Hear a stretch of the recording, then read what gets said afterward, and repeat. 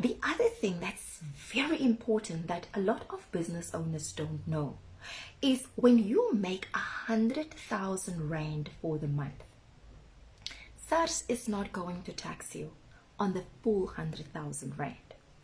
If you can keep all your slips, that's a pain. Oh my gosh, it's a pain. Because when you look at your bag right now and you look at all the receipts and stuff that's in there, to sort them, it's a schlep. So when you own a business and you spend money on the business, whether it's for office equipment, whether it's the internet use, airtime, petrol, whatever it is that you spend that has to do with the business, do yourself a favor and snap a picture. Take a picture with your phone of that receipt and then you have it. You save it in the cloud. You don't even have to physically keep it. No, you can just take a picture and save it in a folder on your phone, but the best would be in the cloud. So now you know. You have proof of that transaction where you spend money. So now what happens when it's time to submit tax? Let's say for argument's sake you don't have a bookkeeper and you have to calculate all of this yourself. Then now you have to submit your tax. Now remember, two things you started doing right at the beginning of the financial year or maybe 6 months before the time, but you kept records, which to practice. So number one, your personal and your business incomes are separated. You don't mix the two. Number two, you have kept your slips, you've kept records. So now you've taken a picture of all the expenses, even if you bought cool drink for the people you worked with. And remember, take the picture. Take the picture, everything the same way that we take pictures when we go out and we post it on Facebook. The same way.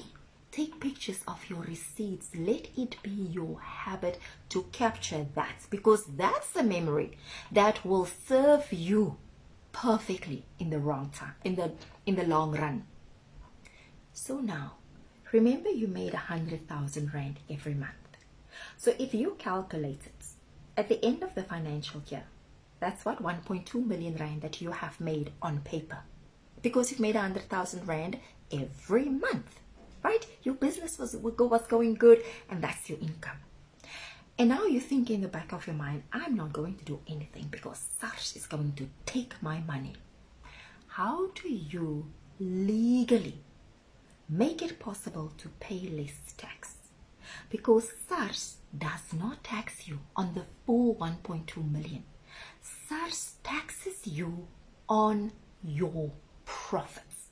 So if you have made 1.2 million Rand and you can show, but for that 1.2 million, I had to spend 750,000 Rand. And then what happens? You only pay tax on the remainder. Can you see the difference? And what is 1.2? Like 1 million minus 750, it's 250,000. Yeah. So you will pay tax on roughly 300,000 Rand instead of 1.2 million. You will pay tax on less than half of the 1.2 million. So it's very important to make that distinction when you are a sole proprietor. And look, money management does not come automatic. We are not born with the knowledge of how to manage our money. We all want to get rich. Hell yeah. We all want to be wealthy and comfortable and relaxed as we are making money.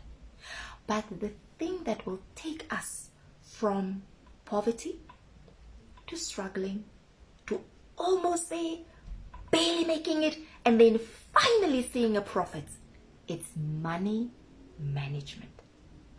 And money management starts when you can keep record of knowing this is how much I've made and this is how much I'm going to spend or I have spent. And that in a nutshell is when you are a sole proprietor. It's basically a one-man business. those two things in mind. The more money you make, the more tax you will earn, the more tax you will have to pay.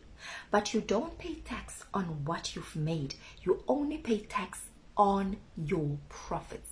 And of course, then there are also certain rebates that you qualify for when you have a business that you don't, you get a little bit of money back from SARS. Not cash, you just pay less tax.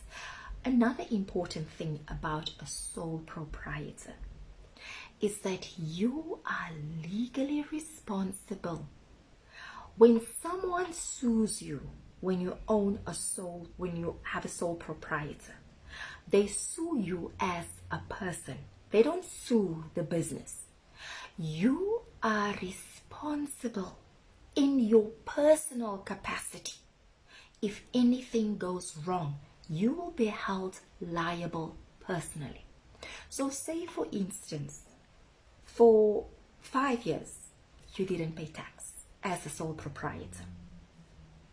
What it means when you are held liably responsible, personally liable. When SARS decide to come after you, they are not going to say the company is separate from you. They will come after your personal belongings, your house, your car. They will come after the things that belong to you. So that is one of the downsides of being a sole proprietor. But the upside is it's less admin intensive, because owning a private company, the admin involved that you need to do, it's immense.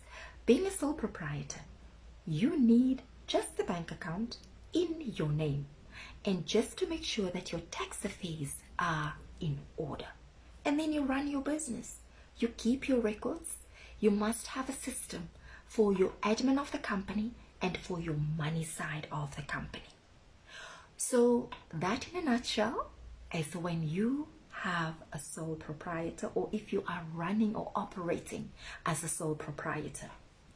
Many times people decide which sort of entity they should operate in as a business.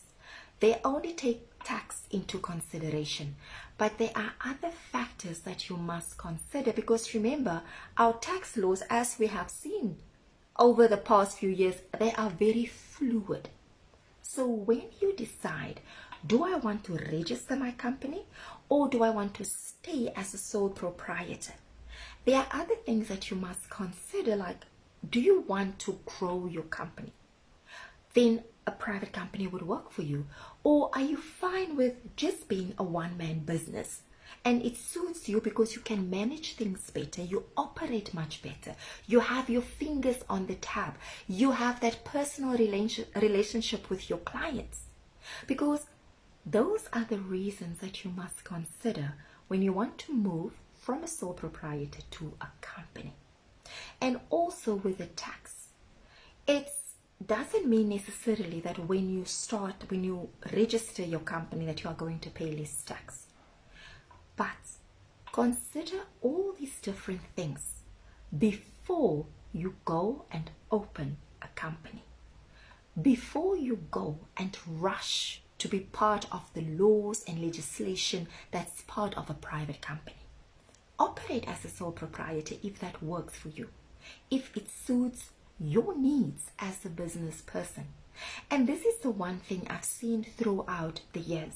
When you deliver a good service and you sell a good product, your customers and your clients are not going to ask, are you a sole proprietor or are you a registered company? Those things don't matter to the clients. What matters is how good is the service, how good is the product, how much am I paying for it, and am I getting worth and value for my money? So I hope that has answered your questions on should you register a company or should you stay a sole proprietor. I thank you. I am Olivia, and if you have any questions or suggestions of what you would like me to talk about when it comes to business, bookkeeping and marketing, I would be so happy to hear from you, and I'm open to your suggestions. Thank you and have a wonderful, wonderful day.